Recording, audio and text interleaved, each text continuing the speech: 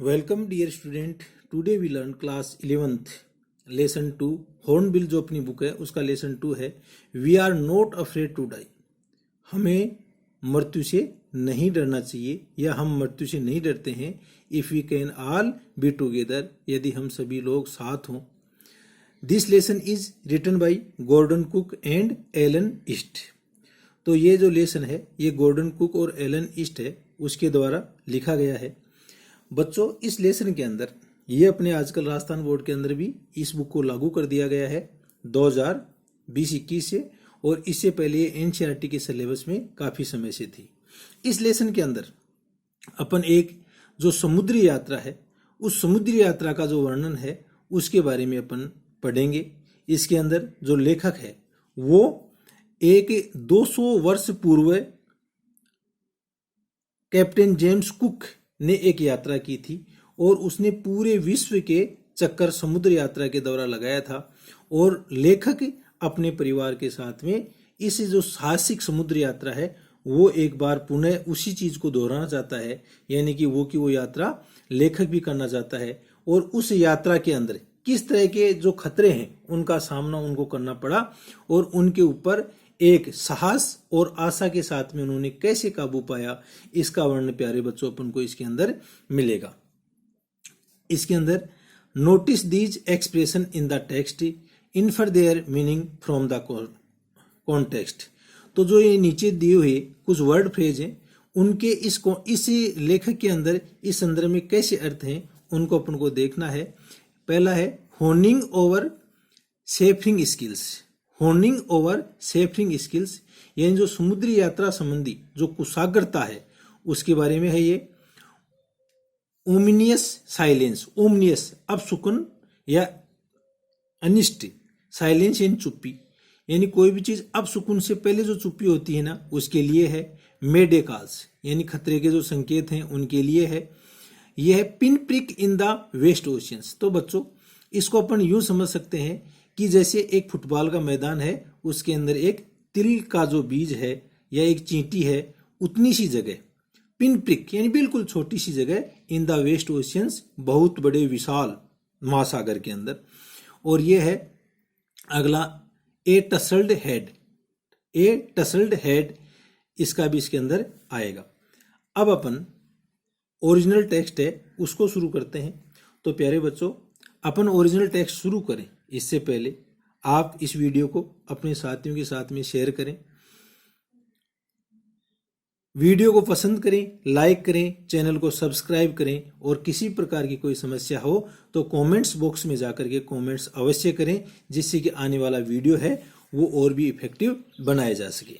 तो प्यारे बच्चों अपन अब ओरिजिनल टेक्स्ट शुरू करते हैं। इन जुलाई 1976 My wife Mary, son Jonathan 6, daughter Suzanne 7 and I set sail from Plymouth, England। तो ये बात जुलाई 1976 है। इसके अंदर माई वाइफ मेरी, तो एक तो स्वयं कौन हो गया, राइटर हो गया, उसकी पत्नी मेरी, उसका जो पुत्र 6 वर्ष का है जोनाथन, उसकी जो पुत्री है जिसका नाम सुजेन है वो 7 वर्ष की है, एंड आई और स्वयं writer set sail from Plymouth England. जो प्लाईमाउथ इंग्लैंड नामक जगह है वहां से उन्होंने यात्रा शुरू की। To duplicate the round the world voyage made 200 years earlier by captain James Cook for the longest time. तो बच्चों इसके अंदर आप देखते हो पर्पज ऑफ द सेल, इस यात्रा का उद्देश्य क्या है कि 200 वर्ष पहले जो कैप्टन जेम्स कुक है उसने जो यात्रा की थी उसी यात्रा को दोहराना है, वो लेखक का इसके अंदर उद्देश्य है। मेरी and I A 37 years old businessman, और मेरी कौन है, राइटर्स वाइफ, आई राइटर है, ए 37 ईयर ओल्ड बिजनेसमैन और वो कितने 37 साल का एक व्यापारी है। Had dreamed of selling in the wake of the famous explorer and, तो हैड ड्रीम्ड उन लोगों ने एक ऐसा सपना ले लिया था कि वो भी एक इस तरह की एक समुद्री यात्रा करेंगे जिसके अंदर कोई फेमस एक्सप्लोरर खोज हो। And the past 16 years we had spent all over leisure time honing over seafaring skill in British waters. तो बच्चों आप देखते हो कि उनके दिमाग के अंदर एक वॉयज या जो समुद्री यात्रा है उसकी दिल के अंदर पहले से थी। और इसके लिए उन्होंने क्या किया कि 16 साल तक उनका जो भी फुर्सत का समय था उसके अंदर उन्होंने अपनी जो समुद्री स्किल्स हैं या कुशाग्रता है उनको तैयार करने में या इनको निपुण करने में लगा दिया पूरा समय इन ब्रिटिश वाटर्स, यानी जो ब्रिटिश समुद्र है उसके अंदर। तो ब्रिटिश समुद्र के अंदर उन्होंने जो जल यात्रा है उसका अभ्यास किया, क्योंकि वो लोग चाहते थे कि वो भी 200 वर्ष पहले कैप्टन जेम्स कुक ने जो यात्रा की थी उसी यात्रा को वो दोबारा दोहराना चाहते थे।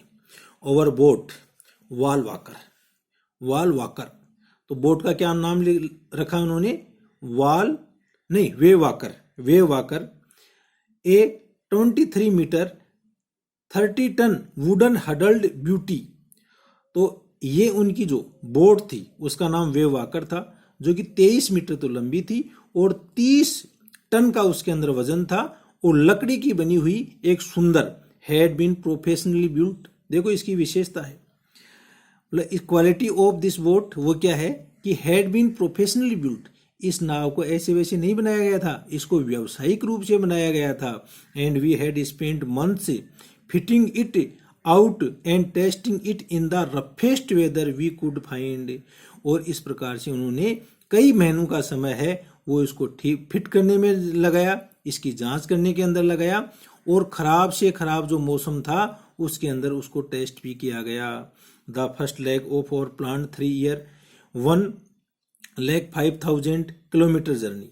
और उनकी जो यात्रा है, जो प्लान यानी नियोजित 3 वर्ष की जो यात्रा थी, तो यात्रा की अवधि कितनी है, 3 वर्ष की जो यात्रा है उसके अंदर 1,05,000 किलोमीटर की जर्नी है। पास्ट प्लीजेंटली, वो बहुत ही खुश मिजाज रूप से बीती। तो बच्चों जो जर्नी है वो कितने, उसका ड्यूरेशन कितना है, 3 years duration of this journey.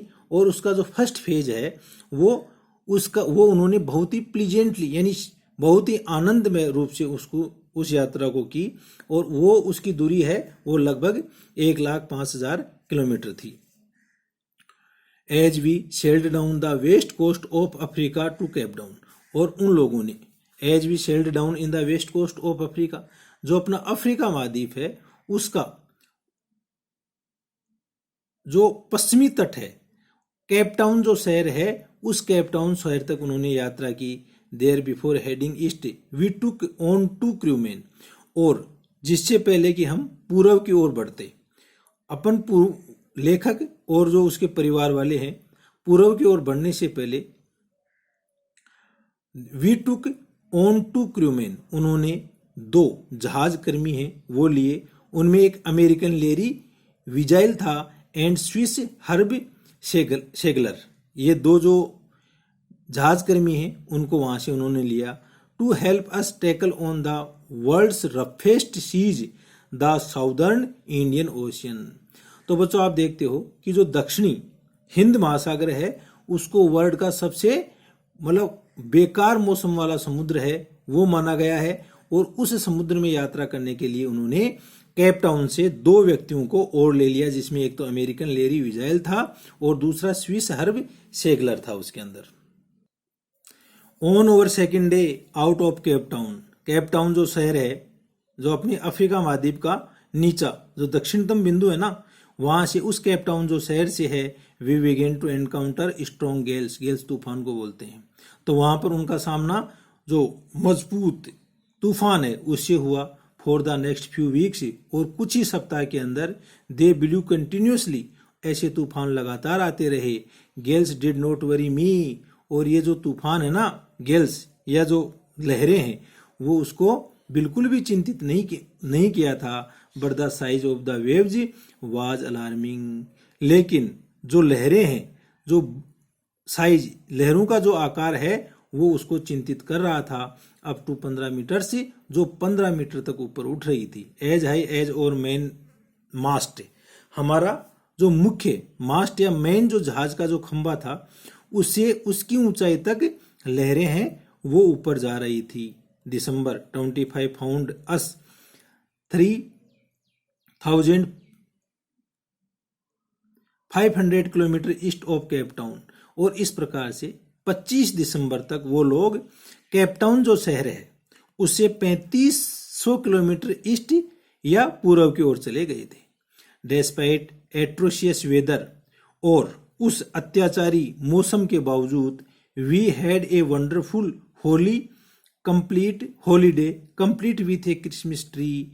हम लोगों ने उस समय, क्योंकि क्रिसमस का त्यौहार आ गया था, और क्रिसमस का जो पेड़ है उसके साथ में हमने पूर्ण रूप से छुट्टी का दिन बिताया।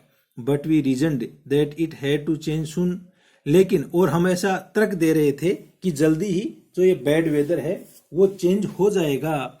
एंड इट डिड चेंज, और ये चेंज भी हुआ फॉर द वर्स, लेकिन ये ज्यादा खराब हो गया। यानी क्रिसमस का जो त्योहार है उसके बाद में तो मौसम और भी ज्यादा खराब हो गया। एट डन ऑन जनवरी 2, और 2 जनवरी की भोर के समय, द वेवर जेगेंटिक यानी दैत्याकार, और जो वेव या लहरें हैं वो बहुत ही विशालकाय हो गई। We were sailing with only a small storm jib, 3 कोने का जो पाल है उसको कहते हैं, और हम लोग हैं एक छोटे से जो पाल है उसकी सहायता से यात्रा कर रहे थे। And were still making 8 knots, और हम लोग हैं वो 8 नॉट्स की जो स्पीड है उसके साथ में, and were still making 8 knots यानी 1 नॉट है, ये लगभग 1.8 किलोमीटर की दूरी होती है। तो इसकी इतनी ही दूरी हमने बनाई थी। As the ship rose to the top of each wave, और जैसे ही जो as the ship rose to the top of each wave we could see endless enormous sea rolling towards us, और जैसे ही जहाज है वो प्रत्येक लहर की ऊंचाई तक पहुंचती तो उस समय हम आने वाले जो दैत्याकार जो समुद्र है जो हमारी ओर लुढ़क करके आ रहा था उसको हम देख पाते। And the screaming of the wind and spray was painful two years, और उस समय जो उन हवाओं की चीख और जो पानी की बौछार है वो बहुत ही दर्दनाक थी। To slow the boat down we dropped the storm jib and lest a heavy mooring rope in a loop across the stern, और जहाज की स्पीड को कम करने के लिए हम लोगों ने जो स्टॉर्म जिब है उसको नीचे उतार लिया, यानी उस पाल को हमने नीचे कर लिया और नीचे उसको अच्छी तरह से रस्सी से बांध दिया। देन वी डबल्ड लेस्ट एवरीथिंग, और तब हमने प्रत्येक चीज को डबल लेस्ट यानी दोहरे रूप से बांध दिया। Went through over life raft drill, और हम लोगों ने हमारे जो जीवन रक्षक अभ्यास हैं उनको लिया। अटैच्ड लाइफ लाइन्स डंड oil skins and life jackets. देख बच्चों, यहाँ पर लेखक है वो उस तूफान का सामना करने के लिए क्या करता है कि अटैच्ड लाइफ लाइन्स जो रस्सी होती है ना उससे अपने आप को बांध लिया, डंड ऑयल स्किन से और एंड लाइफ जैकेट से, और उन लोगों ने जो मोमजान या पाल के बने हुए वस्त्र हैं वो पहन लिए, जैकेट पहन लिए, एंड वेटेड और इंतजार करने लग गए। तो इस प्रकार से अपन देखते हैं कि opening days of the year the weather became worst, जो वेदर है वो बहुत ज्यादा खराब हो गया, और writer and his crewman preparing to fight with the storm, तो उस तूफान से लड़ने के लिए वो लोग तैयारी करने लग गए। The first indication of impending यानी आने वाला disaster came at about 6 PM, और जो आने वाला डिजास्टर या विनाश है वो लगभग शाम को 6 बजे के लगभग आया। विथ एन ओमनियस साइलेंस, और उससे पहले बिल्कुल ओमनियस यानी शकुन अपशकुन की जो साइलेंस या चुप्पी है वो छा गई। द विंड ड्रॉप्ड, और उस समय हवा है वो रुक गई।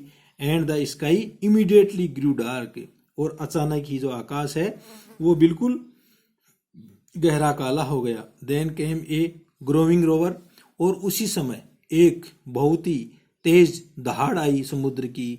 And an enormous cloud towards aft of the ship, और एक विशाल काय क्लाउड या बादल है वो हमारे जहाज के पिछले हिस्से की ओर आ गया।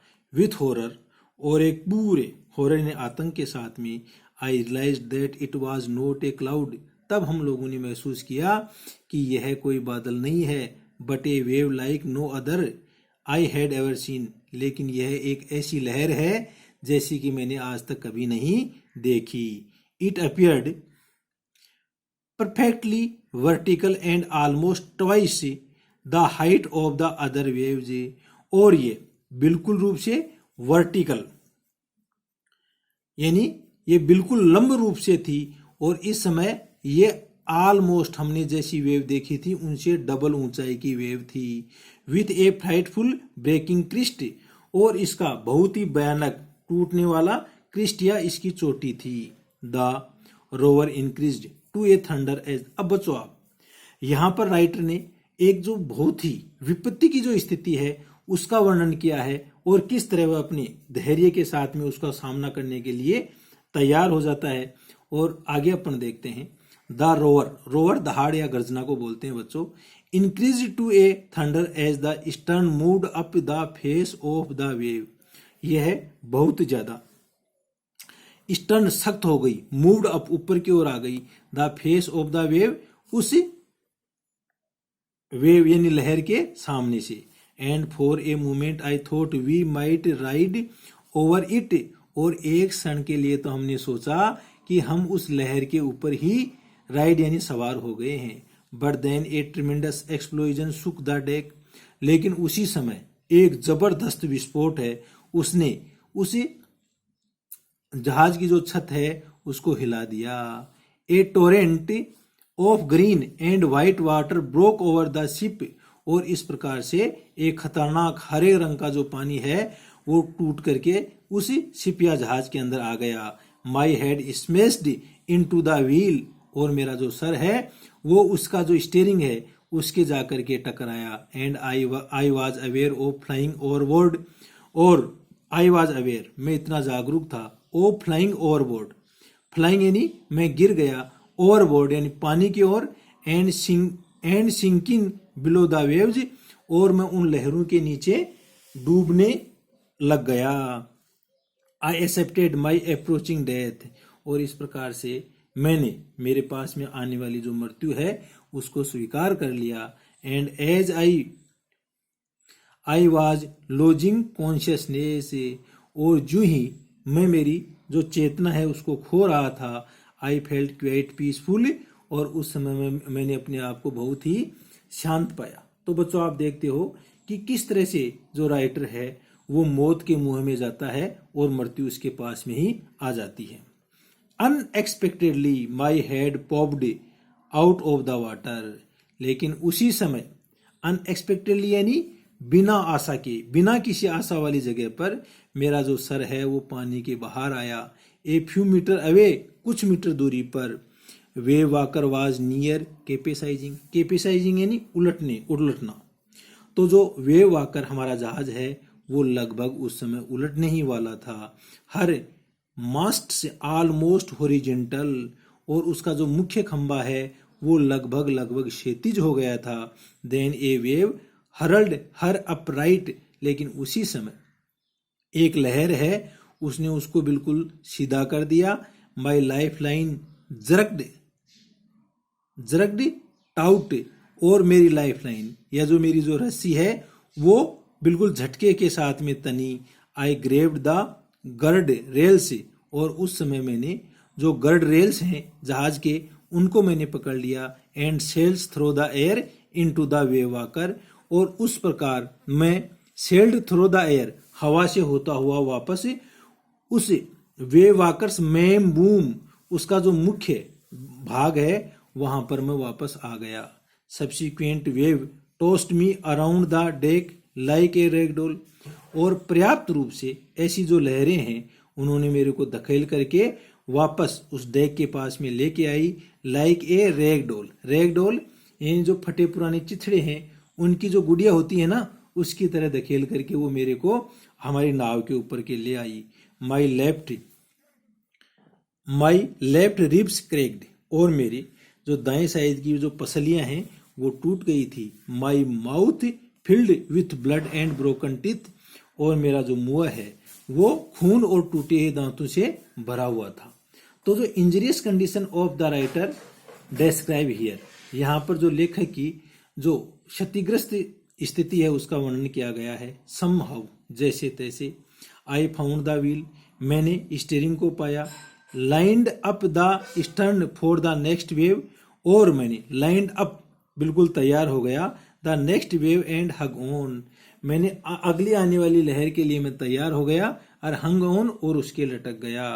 वाटर वाटर एवरीवेयर प्रत्येक जगह पानी ही पानी था। I could feel that the ship had water below और मेरे जो जहाज है उसके नीचे प्रत्येक जगह पानी को महसूस कर सकता था। But I dared not abandon the wheel to investigate लेकिन मैंने खोजबीन करने के लिए बिल्कुल भी जो स्टीयरिंग है या जो हैंडल है उसको बिल्कुल भी छोड़ने का साहस नहीं किया। सडनली अचानक the front hatch was thrown open and मेरी अपीयर्ड। फ्रंट हैच दो जहाज का फर्श है उसमें दरवाजा उसको बोलते हैं बच्चों। तो जो सामने का जो दरवाजा है वो खुल गया और उससे मेरी है वो निकल करके बाहर आई।